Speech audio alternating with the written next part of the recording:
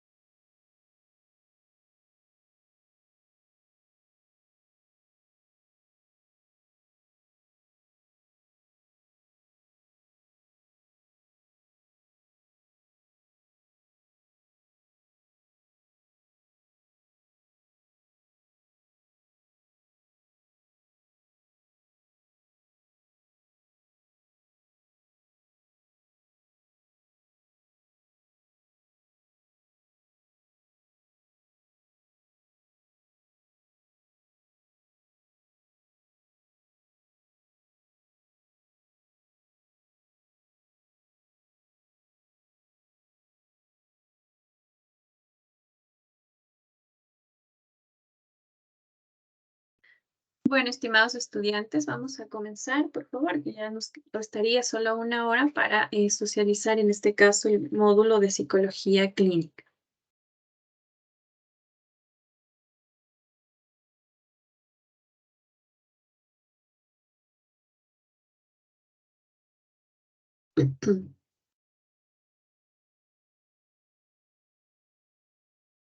Buenas noches.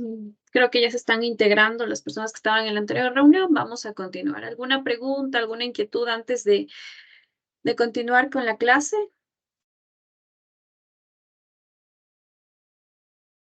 Creo que quedó bastante claro la reunión que tuvimos con las autoridades, ¿no es cierto? Sí, perfecto. Vamos a continuar en este caso con una materia bastante interesante que seguramente a muchos de ustedes les genera intriga porque estamos orientados para esta parte del área clínica, entendiendo así el que la vamos a ir abordando, en primer lugar, abordando el SILA. Como parte del sílabo, en este caso, de lo que es psicología clínica, como información general, lo que ya revisamos, los datos son prácticamente lo mismo. Pertenecemos a la Facultad de Educación, Ciencia y Tecnología, la carrera, en este caso, de psicología en línea. El ciclo abril 23 a agosto 2023. Parte de la misión de la carrera, como ya mencionábamos en la anterior clase, formar a estos profesionales con un enfoque integral, el cual permita que ustedes desarrollen competencias, habilidades para responder a las necesidades biopsicosociales que se mantienen dentro de nuestra población, ya sea a un nivel individual o grupal.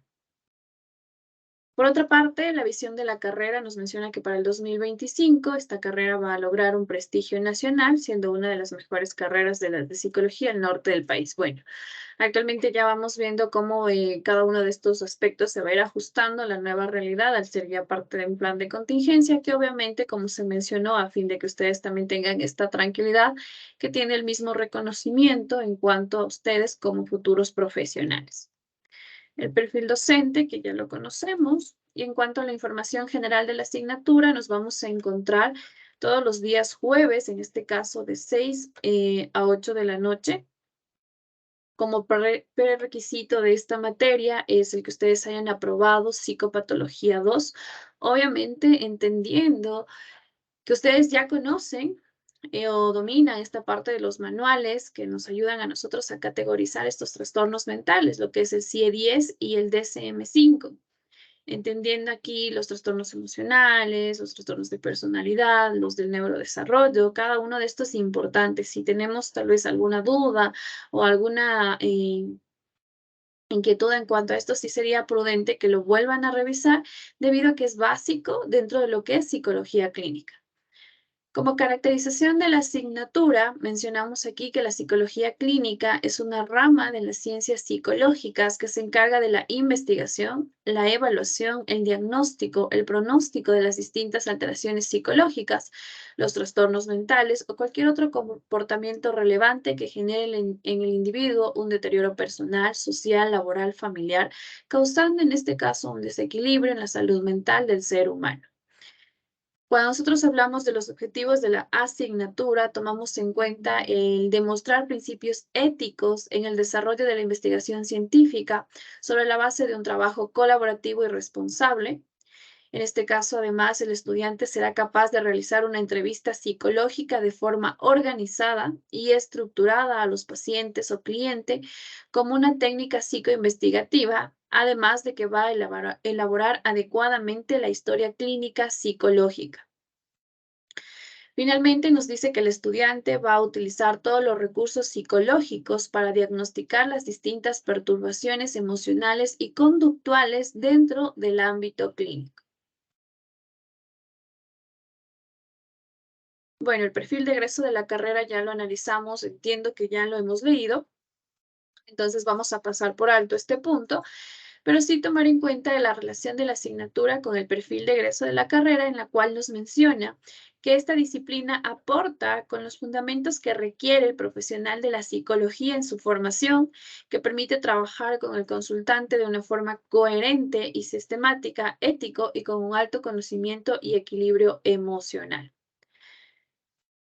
Dentro de esto tenemos ya los contenidos o los temas que nosotros vamos a abordar en esta primera parte de Psicología Clínica 1, entendiendo que posteriormente en el siguiente nivel ustedes van a ver lo que es Psicología Clínica 2.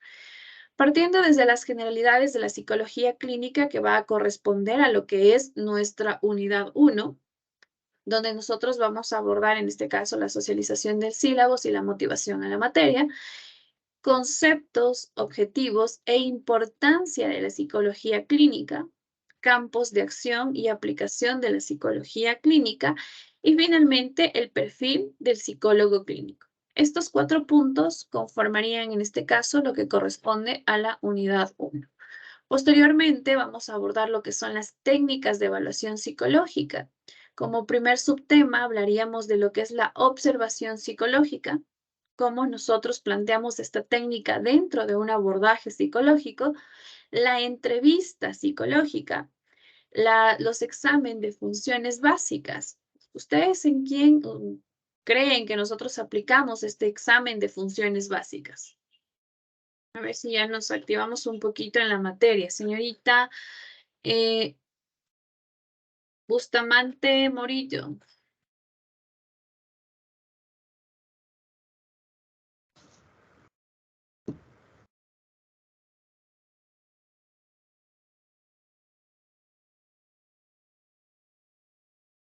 Veo que está activo el micrófono, pero no le puedo escuchar. ¿A quién aplicamos nosotros este examen de funciones básicas?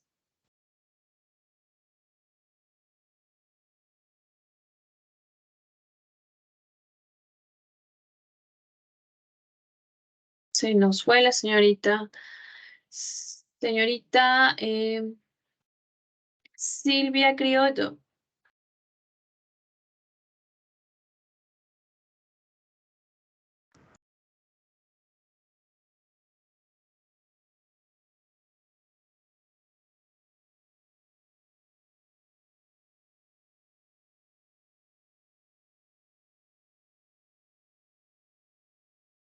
Calero Francisco.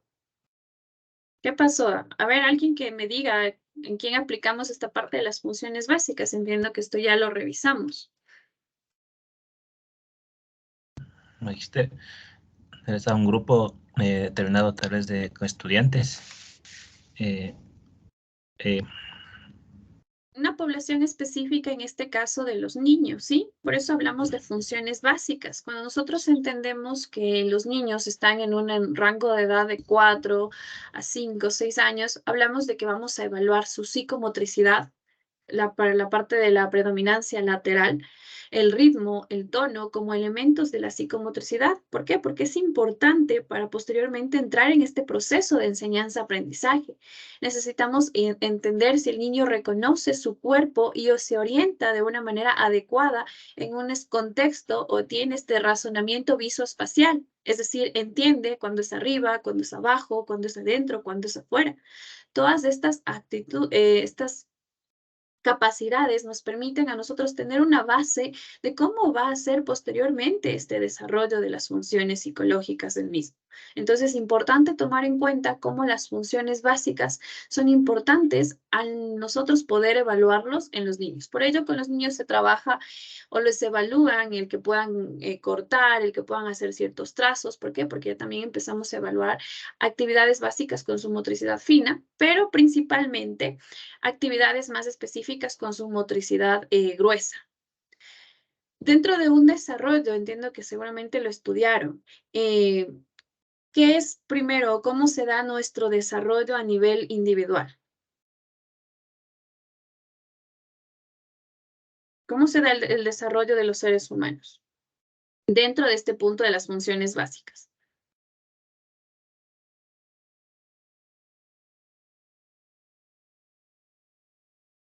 ¿Nos suena algo el céfalo caudal y próximo distal? Con eso ya les doy la pista de cómo empieza nuestro desarrollo.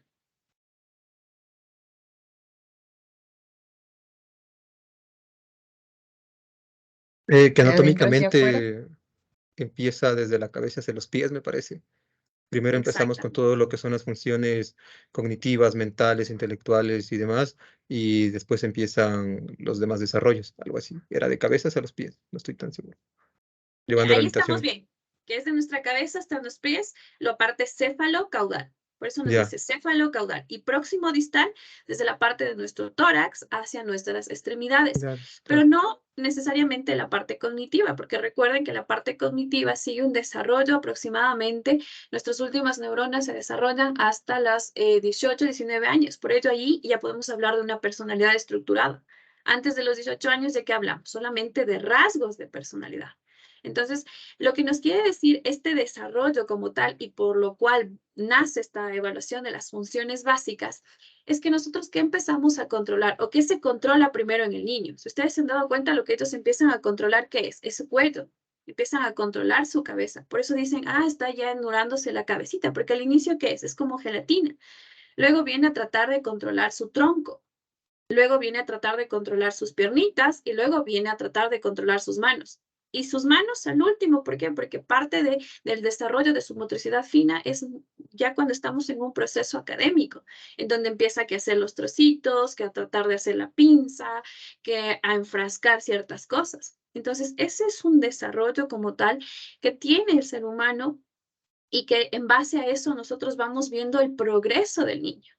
Si el niño tiene ciertas alteraciones, obviamente no vamos a tener un proceso de enseñanza-aprendizaje más óptimo. Por eso es importante nosotros realizar este examen de funciones básicas, ¿ok? Por otro lado, tenemos el examen de funciones en adultos. Obviamente, como su nombre lo menciona, hay test psicológicos que, bueno, no recuerdo si ustedes ya ven lo que es psicometría, pero seguramente también ya han visto un poco de lo que son los tests. ¿Qué test nos permiten a nosotros evaluar las funciones en adultos mayores? ¿Recordamos? ¿Hemos visto?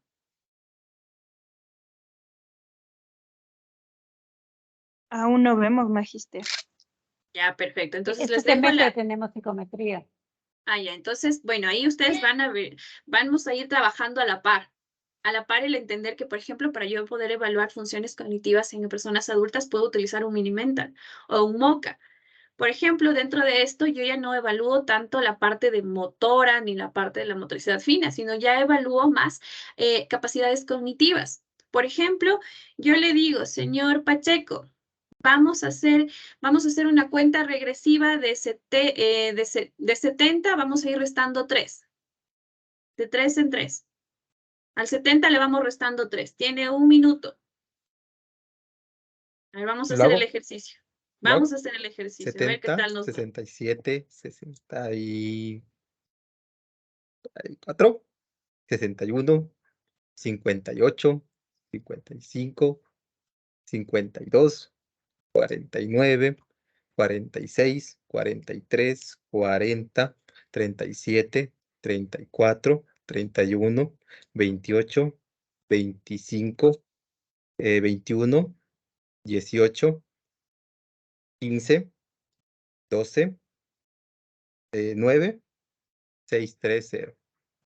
Ya, perfecto, señorita Costa. 70, pero en cuenta regresiva, menos 7. 70, 63, es 54.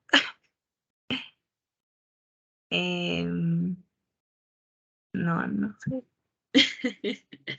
Bueno, esto sí, el 7 es un poquito más complicado. Entonces, si nos damos cuenta, a nosotros nos cuesta. Una persona que ya está en un proceso de deterioro cognitivo, obviamente le cuesta más. Y obviamente bajamos la complejidad. En ellos decimos, por ejemplo, vamos a ir de 30, vamos a ir restando 3. O de 30 vamos a ir restando 5. Pero lo importante es ver cómo está esta capacidad cognitiva, primero de entender las indicaciones que yo le doy. Y posteriormente, ver cómo hay esta resolución de problemas. Dígame, señor Pacheco. Magister, usted nos comentaba de que en los adultos mayores no es tan necesario hacer las pruebas, se podría decir, de motricidad, pero cuando vienen acompañadas de enfermedades como Parkinson o degenerativas de movimiento, sí es bueno hacer un seguimiento de esto. ¿Y cómo lo haríamos para ver qué tanto ha avanzado estas enfermedades y qué tanto se puede controlar o o mantener en una calidad de vida medianamente aceptable para el adulto mayor. Ya, perfecto. Cuando nosotros hablamos de adultos mayores y si ya tenemos un diagnóstico como tal de Parkinson, en el cual ya tenemos una alteración, nosotros vamos a entender que hay un déficit como tal. Y nosotros no trabajamos solos, siempre trabajamos articulados con lo que es un fisioterapeuta, un médico, en este caso un psiquiatra, que ellos también van a hacer el control de esa condición. ¿Por qué? Porque dentro de nuestro rol, obviamente, acompañamos, pero entendemos que ¿qué nosotros podemos hacer para mejorar esa parte? Nosotros no somos fisioterapeutas, ¿no es cierto? Entonces, ¿más a dónde se va nuestra orientación? A la parte cognitiva, al que mantenga todavía estas habilidades cognitivas, el que pueda en este caso reconocer las personas, a trabajos de memoria muy mínimo, dependiendo también la afectación que tenga, porque puede estar en comorbilidad con otros trastornos. Entonces, eso es importante tener en cuenta y también trabajar en este caso con el cuidador. Entonces, desde ese punto de vista, nosotros vamos a ir trabajando. ¿Por qué? Porque recuerden que nuestro trabajo siempre es articulado con otros profesionales. ¿Sí? No sé si respondí a la pregunta, señor Pacheco, justo ya se nos fue. Magistra, aquí estoy, magistra, sí, sí me respondió, muchas gracias. Ya, perfecto. Entonces, importante tomar en cuenta estos dos aspectos que son interesantes y que es parte de nuestro trabajo. Si a alguien le gusta o se orienta a trabajar con adultos mayores, entender cómo podemos ir trabajando estos aspectos, o si les gusta trabajar con niños, orientarnos a evaluar sus funciones básicas, cognitivas básicas, en ellos sí, la parte también motora, motricidad fina y motricidad gruesa. Eso dentro de lo que sería nuestra unidad 1 y nuestra unidad 2. Posteriormente vamos a ir al abordaje de lo que es la psicología, la historia de la psicología clínica en la unidad 3. Dentro de este punto sí va a ser importante que ustedes participen. Psicología clínica, ustedes tienen un montón de documentos, tienen un montón de libros. Yo mismo les puedo compartir y ustedes lamentablemente vamos a tener que leer y leer y leer para la parte o en las clases síncronas poder practicar, porque la parte de la psicología clínica es práctica. El poder hacer una entrevista, el poder orientar bien las preguntas, el saber redirigir a mi paciente, es práctico. Entonces, parte de esto vamos a aplicar el role playing, que es en este sentido que puedan ustedes ser pacientes, puedan ustedes ser terapeutas y muchas veces tenemos este sentido de no nos gusta mostrarnos vulnerables. ¿A qué me refiero con mostrarnos vulnerables? Que no me gusta que vean que me equivoco. O no me gusta que vean mis falencias, porque eso es mostrarnos vulnerables, lo que pasa con una pareja, por ejemplo. No me gusta decir o disculparme, ¿por qué? Porque muestra una vulnerabilidad. Y eso es lo que se trabaja en terapia de pareja, que las personas, que la pareja pueda mostrar sus vulnerabilidades y a partir de ellos orientar que es la pareja contra el problema, no una persona contra la otra. Entonces, de igual manera, invitarles a ustedes que activen sus cámaras, porque ustedes vieron que una técnica es la observación. Entonces, nosotros podemos seguir trabajando dentro de nuestra clase la observación como tal. Ahorita, por ejemplo, yo tengo identificado a 3 personas que participan o que hablan. ¿Por qué? Porque es esta parte de la observación. Pero si ustedes no activan la cámara, de igual manera, el que esté la cámara activa, ¿nos obliga o no nos obliga a prestar más atención? Sí, nos obliga, ¿no es cierto? Porque si está apagada la cámara, me distraigo, vuela un mosco, suena algo, y lamentablemente nuestra atención es así. Y más aún en estas horas próximos a un feriado, entiendo que deben estar haciendo un esfuerzo sobrehumano para estar conectados aquí en clase. ¿Por qué? Porque es pesado, o sea, nuestra condición física también es pesada y si nos tenemos que madrugar, tenemos que trabajar, tenemos que atender en la casa a los hijos, a la pareja, tal vez un trabajo muy demandante que es trabajar con personas y tener que conectarme a clases y próximo feriado es demandante. Entonces, sí invitarles a que puedan encender las cámaras porque de esta manera nos obligamos a estar más atentos y créanme que en psicología clínica se necesita esto, se necesita que ustedes interactúen, que ustedes participen y que puedan participar de las personas que van en diferido a la clase, de la clase síncrona. ¿Por qué? Porque ustedes lo ven de manera síncrona, pero es engañarnos. Es decir, sí lo voy a ver después, pero hay muchas ocupaciones y lamentablemente veremos unos 15, 10 minutos y no lo terminamos de visualizar. Entonces sí me gustaría esta parte de motivarles a que participemos, porque la psicología clínica es muy interesante, es muy apasionante y es necesaria dentro del desarrollo profesional de nosotros. Entonces, dentro de la historia clínica nos dice los datos de identificación y motivo de consulta. Cuando nosotros hablamos de un motivo de consulta, los motivos de consultas van a ser muy diversos. Van a ser motivos de consulta en el cual el paciente viene y dice, es que me siento mal, ya no sé qué hacer con mi vida. Entonces sabemos que viene o el motivo de consulta es por parte de la persona. Pero también tenemos motivos de consulta cuando ya trabajamos en un ámbito público o en un ámbito privado que son como referencias. Por ejemplo, una referencia que salga desde la parte de fiscalía, porque tengo casos de BBG. BBG es violencia basada en género, en el cual necesito que se atienda a la víctima para que podamos, en este caso, plantear un tratamiento terapéutico. Entonces, ese es el motivo de consulta, es una referencia externa y posteriormente ya abordamos con la persona o con el paciente. Entonces, importante esta parte que la vamos a ir construyendo de a poco y lo que ustedes van a tener que hacer son muchas historias clínicas. Van a tener que entrevistar, perdón, a su hermano, a su vecino, a algún colega del trabajo. ¿Por qué? Porque así vamos a aprender. Así nos vamos a preparar para la parte práctica y de una vez motivarles si están ya en un consultorio, ya haciendo estas prácticas como tal. Si el docente, si el psicólogo les dice, ¿quieres hacer la entrevista? Ustedes de una. Sí. ¿Por qué? Porque van a tener una persona que les supervise. El error que cometemos muy frecuentemente, ¿qué es? No, es que todavía no me siento seguro, no, es que todavía tengo miedo. No, ustedes a decir sí, ¿por qué? Porque en este momento nos vamos a preparar para que ustedes puedan abordar o puedan plantear estas entrevistas y puedan sacar los datos informativos necesarios dentro de un ámbito clínico. Entonces, de igual manera, recuerden que como es su actitud, como sea su entrevista, es también la cara del docente, de qué les está enseñando, qué les está impartiendo. Entonces, en ustedes está mi carta de presentación cuando vayan a hacer prácticas de psicología clínica. Nos dice posteriormente historia de la enfermedad y psicoanamnesis individual y familiar. Cuando nosotros hablamos de historia de la enfermedad, podemos mencionar aspectos de desde qué momento empezó tal vez la sintomatología, si hay somatizaciones. Somatizaciones es cuando tenemos cefaleas, tenemos tensión muscular, alguna reacción que nos refieren desde el mismo hospital o centro de salud, que tiene afectaciones a nivel físico, es decir, somático, pero que no presenta ninguna causa orgánica. ¿Qué suele pasar? Muchas de las personas, por ejemplo, ¿qué pasa con el vitiligo? ¿Sí? El vitiligo tiene causas, en este caso psicológicas, bastante profundas para que siga expandiéndose, para que siga, en este caso, desarrollándose. Entonces, importante cómo puede afectar la parte psicológica en la parte somática, es decir, nosotros ya empezamos, nuestro cuerpo empieza a expresarlo. La psicoanamnesis, es decir, averiguar cómo es la historia de vida de la persona de manera individual, cómo ha sido su desarrollo. Entre más información nosotros tengamos, mejor nos va a ir en el planteamiento de la parte o de las sesiones terapéuticas. Y también familiar. ¿Por qué creen ustedes que dentro de este planteamiento hablamos de la psicoanamnesis familiar?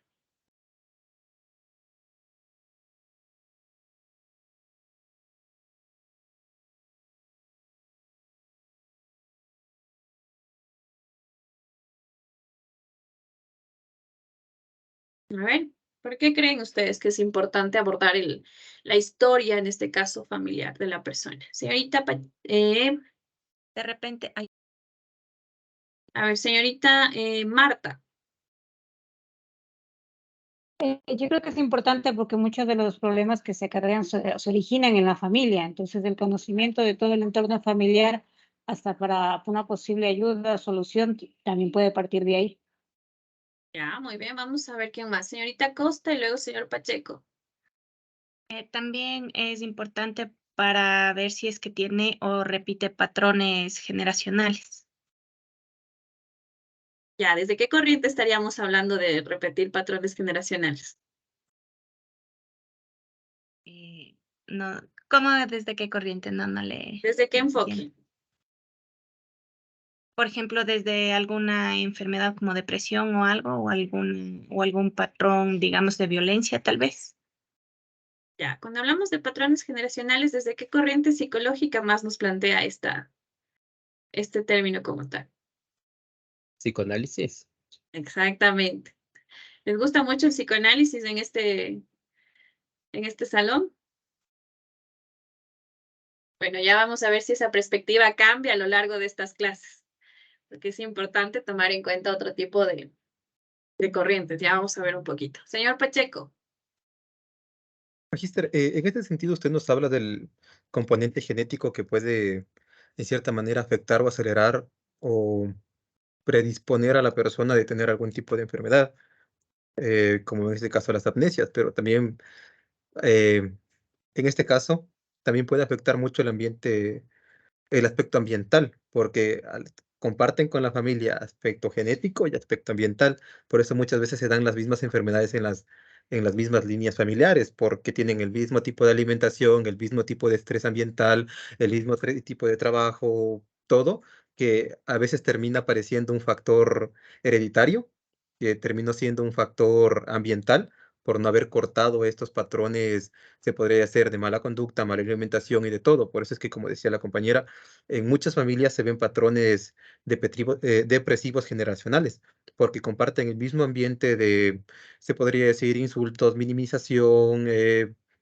y muchas cosas más que terminan compartiendo la depresión. También influye mucho el aspecto ambiental. Ya, perfecto. Luego abordamos un poquito más a profundidad sobre lo que nos dice el señor Cristian. Señor Cabrera, díganos.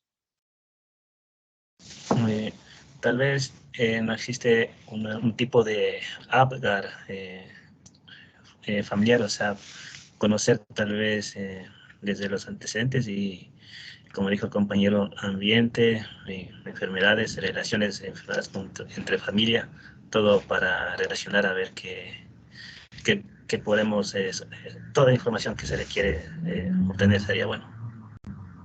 Ya. Dentro de este punto, les consulto. Creo que es en el DSM-5, ¿cuánto nos dice que hay de predisposición genética a sufrir algún tipo de trastorno depresivo de generación en generación? Ya lo vieron en psicopatología.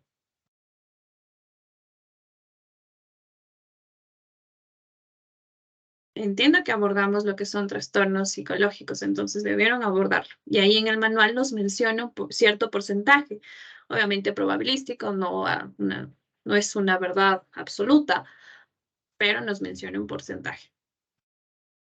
Un porcentaje genético y un porcentaje social. A ver, quien lo consulta primero y me lo menciona, a ver.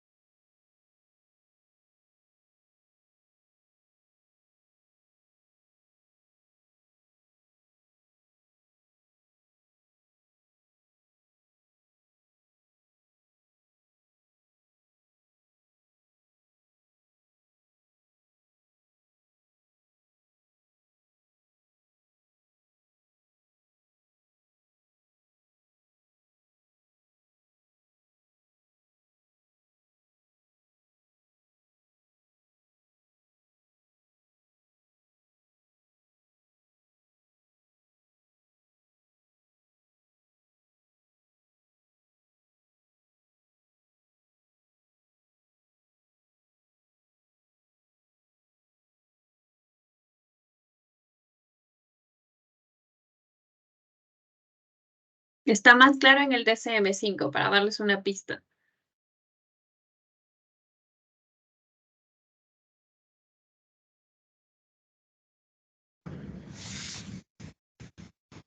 Pero, magíster, ¿cómo es la pregunta, lo que nos plantea? Dentro de del desarrollo de ciertos trastornos psicológicos hablamos de que hay algún porcentaje en cuanto a predisposición genética, ¿sí? Y otro porcentaje en cuanto al desarrollo en la parte social que nos mencionaba el señor Pacheco, porque él nos habló de estos dos componentes, la predisposición genética y también el desarrollo social que nosotros tenemos, es decir, la influencia del contexto. Señor Pacheco, ¿cuánto ha sido? No sé si estoy bien, pero dice que la herencia cuenta con un 50% de etiología, menos para la depresión cuando se presenta en el aspecto tardío. Ya, nos faltaría revisarle un poquito más, porque los porcentajes son 40-60. ¿60 a qué creen ustedes que se le atribuye? Factor ambiental. Perfecto, la parte social, ¿sí? Si bien es cierto, podemos tener esta predisposición genética, pero si nuestro contexto no permite este desarrollo o si hay una contraparte a esta situación, obviamente va a influir más en la parte social. Por eso no es una situación que diga, ah, no, esta persona tuvo los familiares que se suicidaron y todos, entonces lo va a desarrollar sí o sí. Entonces, ¿hay una probabilidad? Sí, pero no es que sea el 100%, porque si el contexto no permite, si el contexto es muy favorecedor para esta persona, hay estimulación, hay atención de sus necesidades básicas, también emocionales, obviamente vamos a retardar esta situación. Pero ¿qué es lo que pasa si se continúan, en este caso, con los patrones? Que falleció, mi abuelito se suicidó, mi tía se suicidó. Entonces, ahí es lo que nosotros hacemos esta psicoanamnesis, porque es importante también nosotros entender desde el punto biológico qué antecedentes tenemos dentro de esa familia. De igual manera, si alguien tuvo un trastorno de manía, dependiendo o si alguien tiene algún diagnóstico como tal. ¿Por qué? Porque nos da a nosotros una idea de qué es lo que puede ser. De igual manera, recuerden siempre, si nosotros tenemos alguna persona que estaba normal, su vida era muy tranquila y de repente empieza a tener problemas de memoria, empieza a tener situaciones complicadas con su estado de ánimo. Importante siempre descartar la parte orgánica. ¿Por qué? Porque si la parte orgánica está mal y nosotros no descartamos esa situación y hacemos terapia, no va a funcionar. ¿Por qué? Porque orgánicamente estamos mal. Entonces, siempre descartemos una parte orgánica cuando sospechemos que puede haber una alteración dentro de un abordaje como tal. Bueno, eso como a breves rasgos para dejarles esta intriga y sobre todo hacerles ver que es bastante interesante esta parte de la psicología clínica. Los reactivos psicológicos.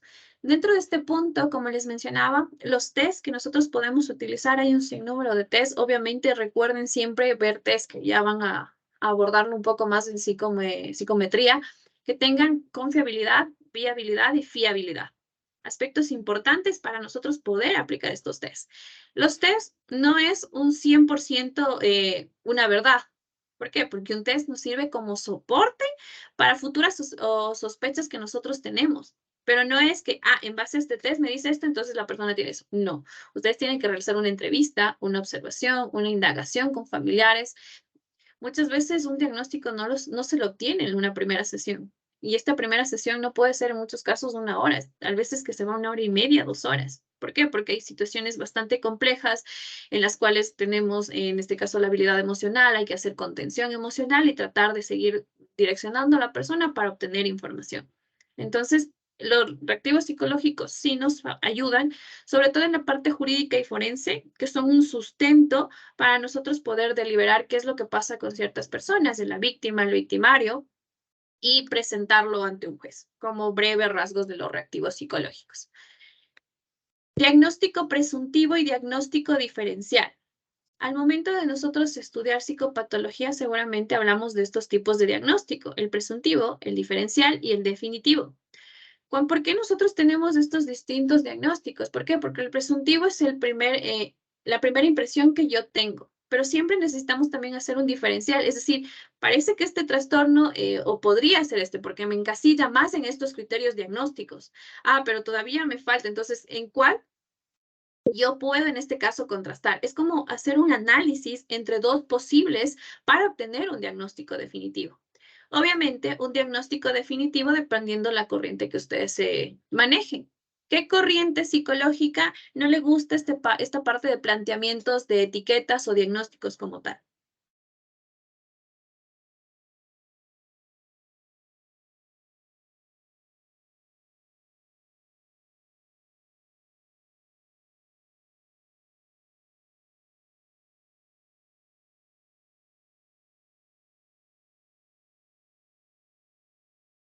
¿A qué corriente le gusta mucho orientarse en las cosas positivas de la persona, sus habilidades, sus fortalezas, y no en enfrascarse en el problema?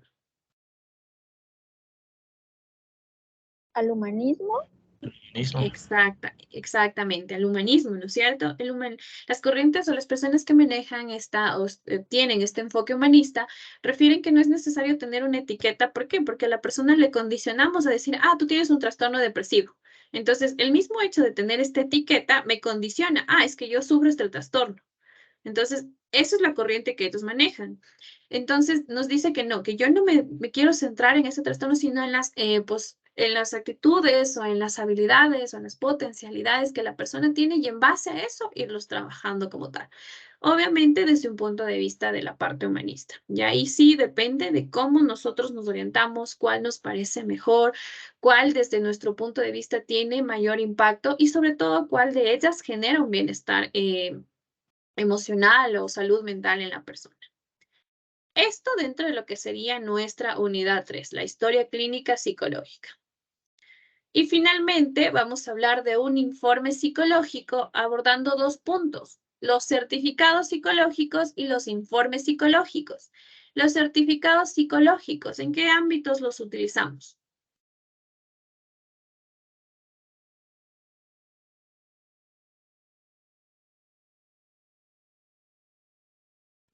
Buenas En lo noches, laboral, profe. me parece. Ya, en lo laboral. Ya. Digo, en el momento de que un paciente ya, digamos, con este diagnóstico ya definitivo, ¿sí? Ya podría ser un certificado psicológico para nosotros mencionar que tenemos alguna cierta alteración, por ejemplo, un trastorno depresivo en el cual tengo que presentarlo en el trabajo y decir, miren, tengo un trastorno depresivo, por lo cual podría pedir ciertos de beneficios, obviamente en el mejor de los casos, ¿no? Porque no es que se aplique o no es que tenga nos falta mucha cultura dentro de esta parte de salud mental. Señorita Marta. También he visto que los piden los informes psicológicos para poder tutelar a una persona cuando hay una posible discapacidad o a personas de la tercera edad. Ya, exactamente, para ser un cuidador directo. ¿Por qué? Porque tiene que estar estable emocionalmente, ¿no es cierto? ¿Por qué? Porque no. ¿Qué pasa si le piden a una persona y es impulsiva para trabajar con adultos mayores? Entonces, esos rasgos ya me dicen a mí una alerta. No podría funcionar. ¿Por qué? Porque no tiene como las características adecuadas para cumplir con ese puesto. Ahora nos dicen lo que está en este ojo del huracán, se lo podría decir, para el porte de armas. ¿Qué opinan ustedes?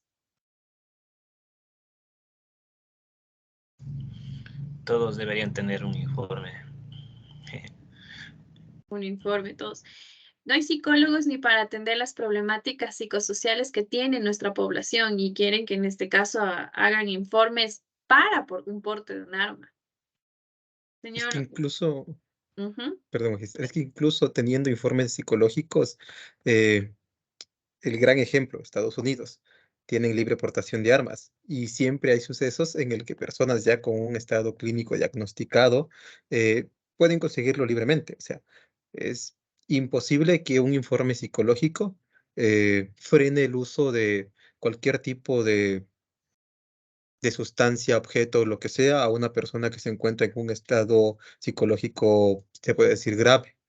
¿Por qué? Nosotros como psicólogos o como futuros psicólogos podemos entender que esa persona no debe manejar esas situaciones, pero el resto de la sociedad que no tiene el entendimiento de que es un problema grave, un problema que puede afectar al resto de las personas que están alrededor, le va a vender de igual manera cualquier tipo de sustancia, arma o lo que sea. A veces el informe psicológico está en las personas, tienen diagnosticado, pero no sirve de nada si la sociedad no valora este informe psicológico que presenta el paciente. Ya, perfecto. Entonces, dentro de este punto, tomemos en cuenta que lamentablemente no somos una sociedad preparada para esto. No somos una sociedad que tenga esta cultura, esta responsabilidad, si ni siquiera respetamos cosas básicas, peor aún un porte de armas como tal. De hecho, según las estadísticas que actualmente están investigándose para tratar de derrogar este mandato como tal, es que parte de los suicidios han sido con porte de armas.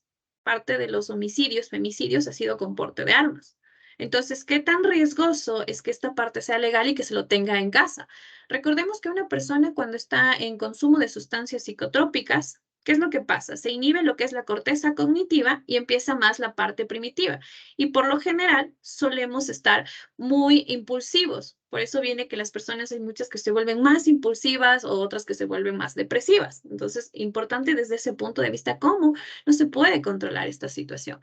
Y lamentablemente, a partir de esa noticia, ya hay publicaciones de que se hacen informes psicológicos, se emiten certificados psicológicos por $18.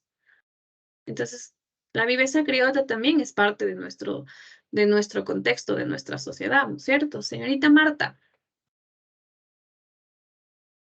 Y muchos de los feminicidios y homicidios con suicidios también que usted nombró son de personas que portan armas y de las fuerzas del orden que supuestamente pasan de exámenes psicológicos, todo esto siempre. E igualmente cometen este tipo de actos. Exactamente, es un aporte bastante válido. O sea, se supone que ellos están preparados, se supone que están entrenados, se supone que tuvieron unas evaluaciones psicológicas. Esas evaluaciones psicológicas son el filtro para que ellos puedan continuar. Pero, ¿qué es lo que pasa? ¿Qué es lo que sucede? ¿Y qué es lo que estamos viendo en nuestra realidad? Entonces, sí es una situación bastante delicada que se debería seguir analizando y si es posible no mantenerla como tal. Y finalmente, dentro de nuestra unidad 3, lo que es estudio de casos. Lo voy a tratar de lo más frecuente, de darles casos y que ustedes planteen un diagnóstico, hagan un análisis. ¿Por qué? Porque esto es muy práctico. La parte teórica ustedes la van a poder leer, pero nos vamos a enfrascar más en lo práctico, en el que ustedes participen, en el que ustedes asuman roles, y es el momento de equivocarnos. Si alguien en algún momento asumiendo el rol de paciente expresa alguna situación y tenemos alguna situación de desbordaje emocional, obviamente trataremos en la medida de lo posible subsanar esa situación porque se ha dado.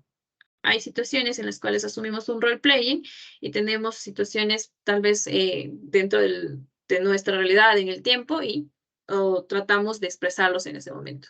Siéntase con la confianza de hacerlo. Recuerden que estamos ya entre futuros profesionales y profesionales que van a cumplir con esta parte ética. Si en algún momento algo de ustedes expresa o algo lo menciona, que todos tengamos muy presentes esta parte ética de que aquí sucedió en clase y también aquí se queda. Entonces, para que todos tengan esa confianza de poder expresarse o poder mostrarse vulnerables. ¿Por qué? Porque es lo que sucede. Si yo sé que no va a ser confidencial, que algo va a pasar, obviamente no lo hago, no lo expreso. ¿Por qué? Porque es mi mecanismo de defensa.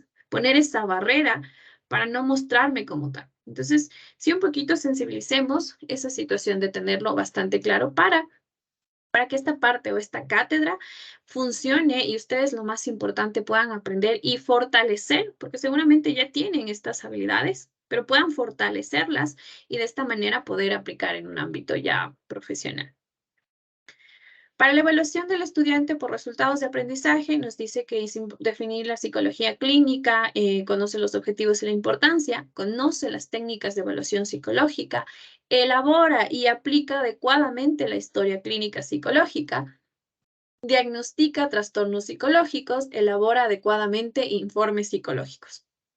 ¿Cómo vamos nosotros a poder llegar a todos estos resultados?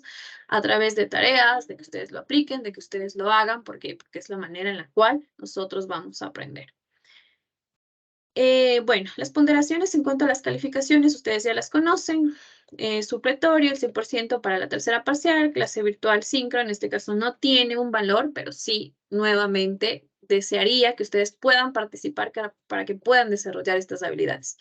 Foros, debates y otras actividades, 10%, trabajos, pruebas de exámenes, 30%. En este caso, cumplimos un 100% o en nuestras notas del portafolio, una nota de 10.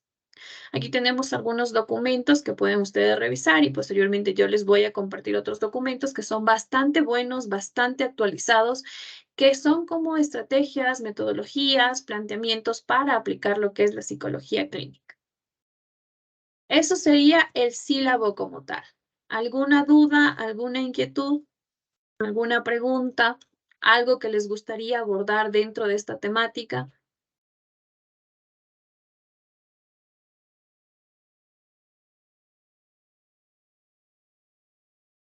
Señorita Marta y señor Cristian. Magíster, mi pregunta era que, como vamos a llevar conjuntamente la materia de diagnóstico, que si tal vez nos podría decir qué tipos de test o específicamente qué test vamos a intentar o vamos a aprender este semestre, porque como tenemos una base de test que nos compartió la magíster Carolina, poder seguir revisando todos estos tests, la aplicación y lo demás, para ir conjuntamente aprendiendo y adelantándonos un poquito de ser posible. Si nos podría dar con una listita de eso. Ya, esto va a depender en base a los casos. Por ejemplo, para un caso de depresión, ¿cuál podemos utilizar? Desde, ¿sabemos? No, bueno, dentro de nuestra población, esto también lo vamos a abordar, va muy de la mano con lo que es psicología de la salud. Dentro de psicología de la salud, ustedes recordarán que yo les decía que había atenciones de primero, segundo y tercer nivel. El 80% de las problemáticas que se viven en nuestro contexto son atendidas en primer nivel. No debería ser así. ¿Por qué? Porque en primer nivel hablamos de más de prevención y de promoción y prevención, pero lastimosamente en el ámbito de la psicología nosotros atendemos patologías graves o trastornos. Entonces, el hecho está más en atender, pero cuando nosotros queremos identificar problemas o trabajar con la parte de los reactivos psicológicos, por lo general utilizamos el de Hamilton, el de Zoom, para esta parte de emocionales, para personalidad, el MMPI, se me fue el nombre, el 16PF, que son para la parte de personalidad bastante importantes e interesantes. El Big Five, que es otro que nos permite medir ciertas áreas del desarrollo cognitivo de la persona. Entonces, son muchos tests que en su momento podemos nosotros mencionarlos. ¿Por qué? Porque los tests realmente más son aplicados dentro de la parte jurídica. Porque en la parte jurídica nosotros necesitamos un sustento o una base que tenga las características que les mencionaba para poder sustentar nuestro informe. Porque ahí sí el juez nos dice, a ver, susténteme porque usted me menciona que tiene estas características. Entonces nosotros sí decimos, en base a este test o en base a esta información, es lo que yo puedo sustentar lo que analicé en la entrevista. Entonces, en la marcha o en el proceso o en los ejemplos o en los casos que nosotros vayamos analizando, yo les podré decir, en este caso podemos utilizar este test. Pero obviamente ustedes con su entrevista, con una adecuada entrevista, con una articulación muy detallada de las preguntas, porque las preguntas, cuando nosotros abordemos esta parte de la entrevista psicológica, van a ser en base a lo que la persona me diga y también en base al objetivo que yo planteé, porque no es el mismo objetivo que yo tenga el trabajar con una persona que tiene necesidades educativas al que tiene una persona que tenga un trastorno emocional. Entonces, por ejemplo, les digo un caso, viene una persona con discapacidad intelectual y ahora, ¿qué hago? ¿Cómo le evalúo? ¿Qué creerían ustedes? ¿Qué harían en ese caso? Recursivos, papel, pinturas, dependiendo de lo que sea. O si viene una persona y, porque en la parte ya en el ejercicio profesional se les insinúa, ¿qué hago? ¿Cómo le redirecciono? ¿Cómo corto esa conducta? Y desde el punto de vista que tampoco me vea sorprendido. Entonces, son un sinnúmero de aspectos que se van a dar dentro de este abordaje. Entonces, sí, esta parte de los test lo vamos a ir viendo en la marcha. Ahí, de igual manera, esta base de los test. Hay un sinnúmero de test. De hecho, eso lo podemos ir filtrando posteriormente porque unos se ocupan más, otros se ocupan menos. Pero esto que también lo van ustedes a ver como específicamente en psicometría. ¿Sí? Señorita Marta, creo que también no estamos alzados la mano. Perfecto. Vamos a realizar nuestra evaluación diagnóstica brevemente y antes de continuar, señor, ya teníamos definida la directiva, ¿no es cierto? Sí, magíster. Me parece que ya firmaron las chicas el otro documento también. Ya, y ya me lo enviaron. Pues sí. No estoy tan seguro, ya le preguntaría a Julie. Ya, porfa, porque eso no. Listo, magíster. Ok, Que me ayuden con eso y también que me ayuden en este caso con la socialización del sílabo de lo que fue psicología clínica. Estos 2 documentos me faltarían o necesitaría para poder cargarlos al sistema y estar todo dentro de nuestros plazos para el curso. Ok. Antes de iniciar con la evaluación tenemos unos 3 minutitos. 3 minutitos, perdón. Comentarios. ¿Qué les parece la materia?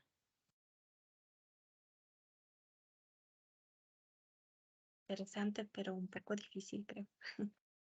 ¿Ya? ¿Qué les parece? ¿Quién se orienta por la parte clínica? Creo que yo. Ya, señor Es Pacheco. súper interesante la materia porque creo que aquí se va a empezar a ver recién el nivel, la complejidad y de verdad uno mismo ir definiendo si es la orientación que queremos seguir o si tal vez, como vamos a tener también materias del aspecto educativo, si vamos a cambiar tal vez de línea en el ejercicio, incluso las prácticas nos ayudarán en esto, pero motiva el hecho de saber que vamos a entrar en la temática verdaderamente importante dentro de la psicología, el aspecto de aplicaciones de test, validaciones, cómo diagnosticar, hacer buenos diagnósticos y todo lo demás. Aquí recién creo que empieza como que lo bueno, por así decirlo. No realmente, porque desde el punto de vista que ustedes hayan revisado bases biológicas 1, desde ahí empieza la psicología. Desde el entender cómo funciona mi cuerpo, cómo funciona mi cerebro, por qué se dan estos comportamientos, cómo influye la parte de, bueno, creo que posteriormente ven la psicofarmacología, cómo influye todo esto en mi desarrollo. Entonces, la psicología es interesante de inicio a fin. Entonces, eso vamos a aprender. Lo que vamos a hacer en psicología clínica es entender cómo todas estas materias que revisé, que tal vez no entendía el por qué, ahora las voy a entender y las voy a aplicar. Entonces, sí es interesante, sí es compleja también. La psicología clínica es muy compleja porque ustedes van a trabajar con seres humanos. Con seres humanos que en un momento, si yo no hago una buena intervención terapéutica, se suicida. ¿Y qué hago? Así de complejo es la parte de la psicología clínica. Entonces, importante de igual manera formar el vínculo terapéutico. Desde un primer inicio, desde cómo yo le saludo, desde cómo veo a la persona. Por ejemplo, yo le veo a la señorita Marta y es una persona bastante fuerte de carácter. El señor Cristian es bastante sociable, bastante interactivo. La señorita Costa es más dulce, más tranquila, más orientada como a algo más relajado. Entonces, desde ahí yo voy viendo. Y desde ahí yo voy viendo cómo puedo tratar con cada uno de ustedes. Cómo puedo llegar a cada uno de ustedes. Y eso es ser un psicólogo orientado a la parte clínica. ¿Cómo voy tratando con una persona? Por ejemplo, si yo le digo a la señorita Marta de canciones algo infantil, de que muy dulce, la pierdo y no regresa a mi consulta. ¿No es cierto, señorita Marta?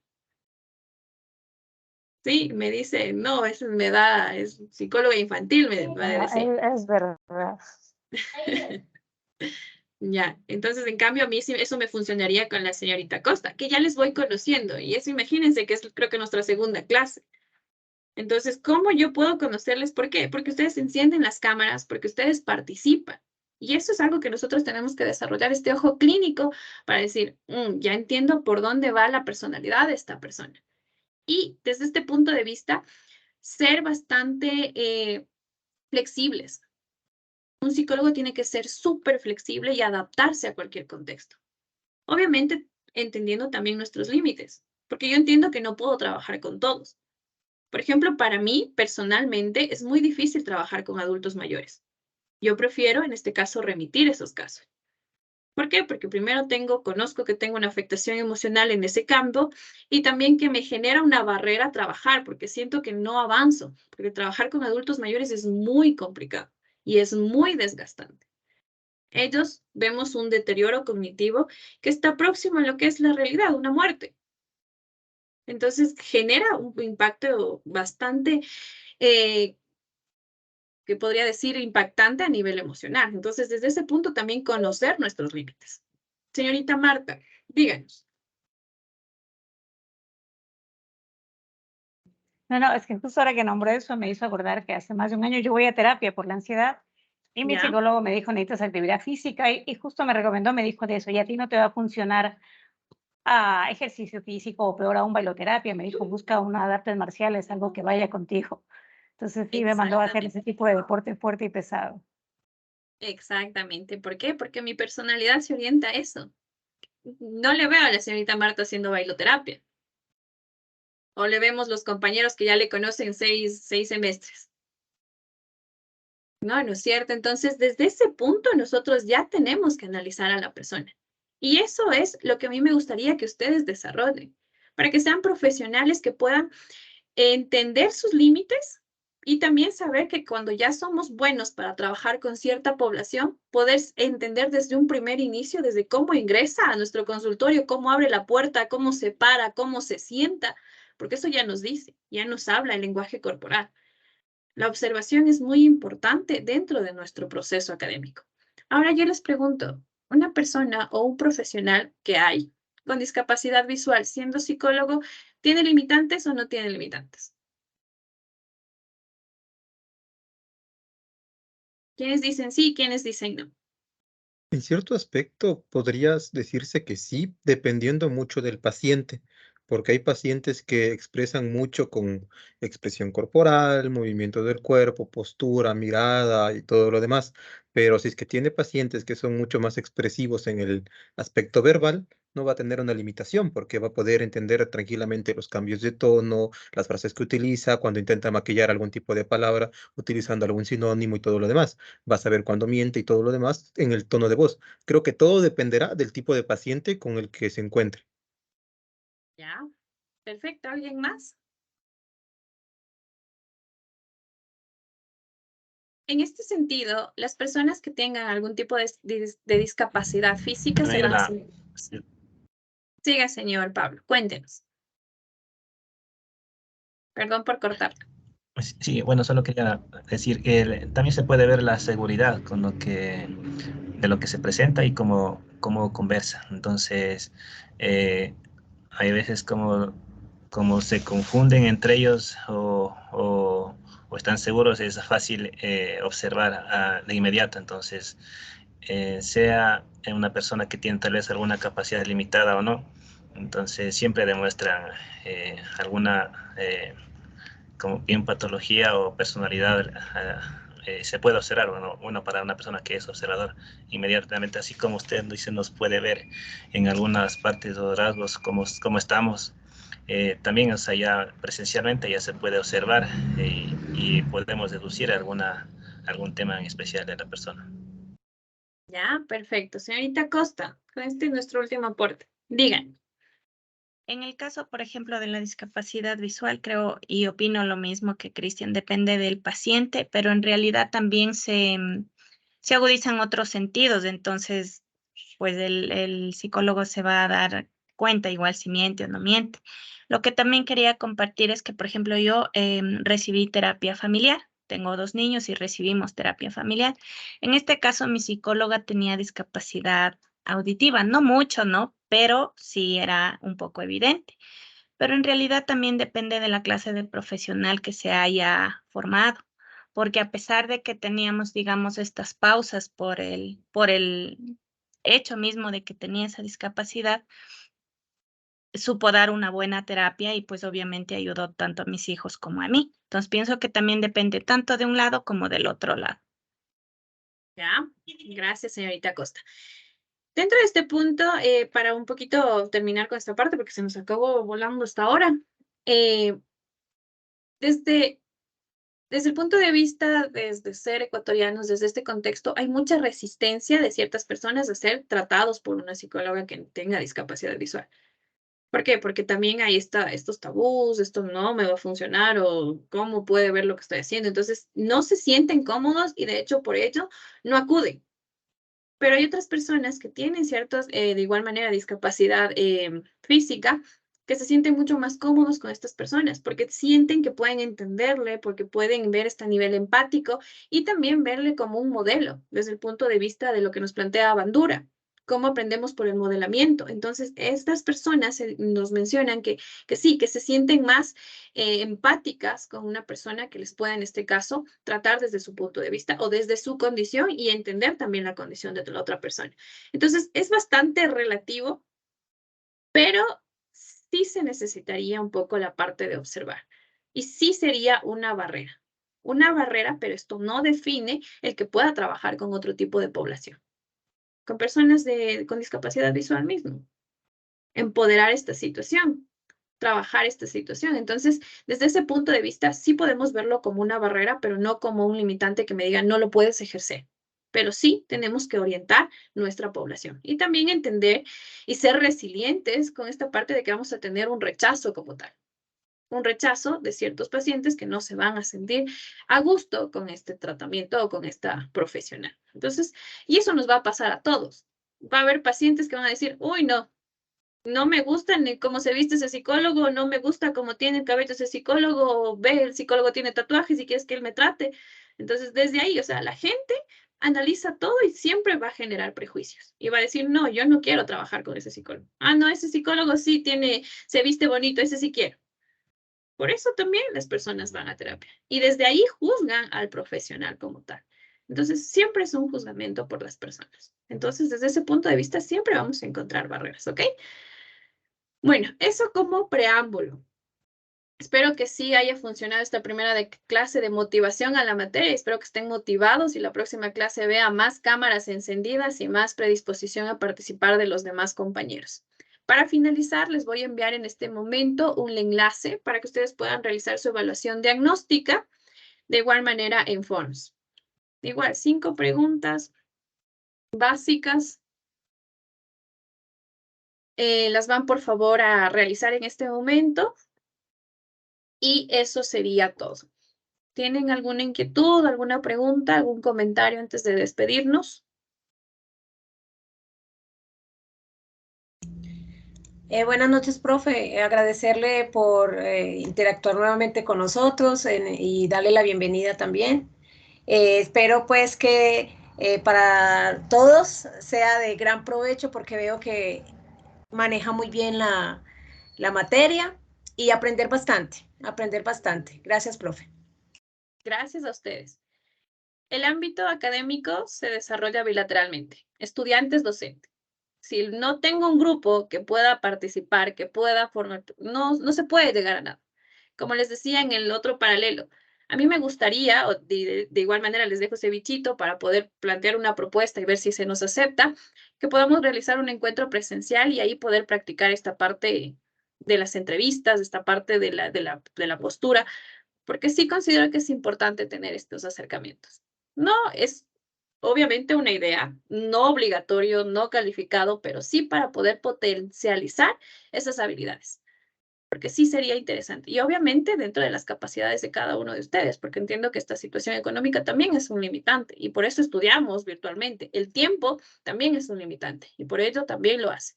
Pero sí sería chévere plantear estos espacios con las personas que puedan, con las personas que deseen y ver si hay una aceptación como tal dentro de nuestras autoridades. De igual manera, les dejo esta idea y aprovechando que aquí tenemos a nuestro presidente y también el representante de ASO, a ver cómo se puede gestionar esas partes. Les dejo de igual manera esta idea. Bueno, estimados estudiantes, qué gusto haber compartido, qué gusto haberles conocido un poquito más. Me tengo que despedir, ya tengo que iniciar la próxima clase. Que tengan una excelente noche y un excelente feriado. Disculpe Buenas que noches. lo interrumpa. Gracias, profe. Gracias, Solo magíster, para pase bien. comentarle que Gracias, todavía no magíster. han enviado los documentos Buenas noches, que hay que gracias. firmar. Gracias, magíster. Hasta mañana. Buenas noches con todos. Ya le envío en este momento, señorita Juliana, bien que me hace acuerdo para poder ya finiquitar. Me envía cuando Sí. ya los tenga listo. Gracias, señorita Juliana. Nos vemos. Una buena noche.